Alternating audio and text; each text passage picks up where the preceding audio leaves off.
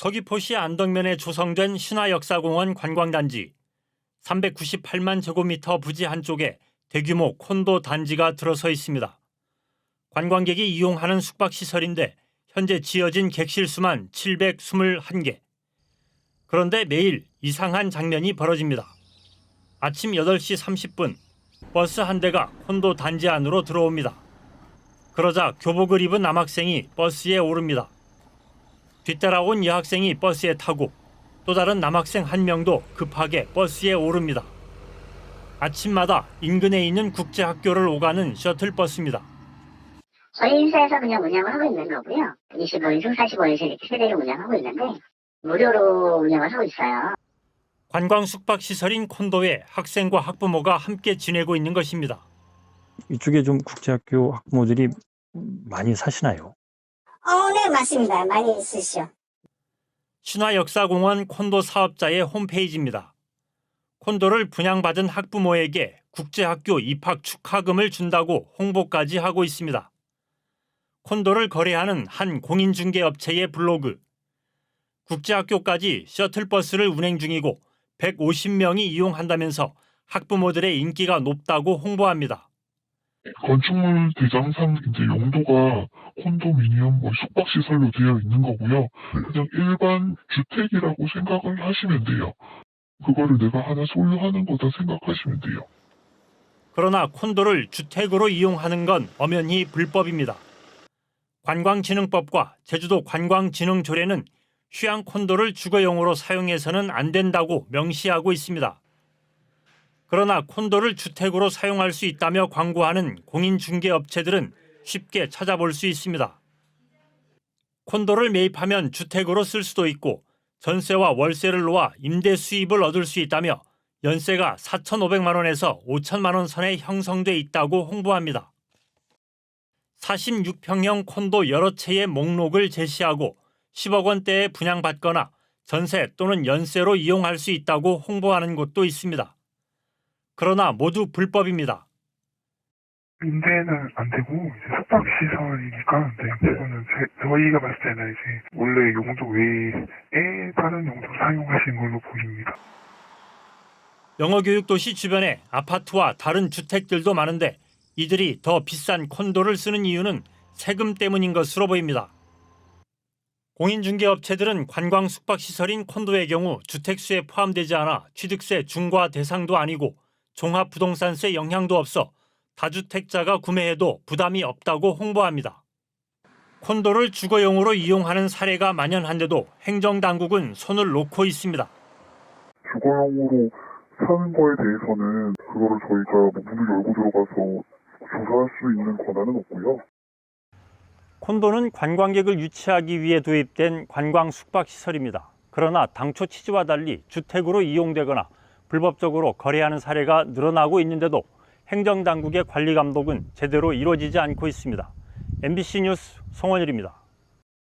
서귀포시 안덕면 서광리 399만 제곱미터 부지에 조성하고 있는 신화역사공원 관광단지. 마라도 면적의 13배가 넘는 제주도 내 최대 규모입니다. JDC와 중국 자본이 공동으로 신화와 역사 테마파크를 갖춘 세계적인 관광단지를 조성하기 위해 투입하는 사업비는 3조 6천억 원. 그러나 2007년 착공 이후 17년이 지난 현재 모습은 대규모 숙박단지 그 자체입니다. 지금까지 중국 자본이 투자해 건설한 관광호텔 객실수는 1,700여 개. 제주도 전체 관광호텔 객실수 15,000여 개의 11%를 차지하는 규모입니다.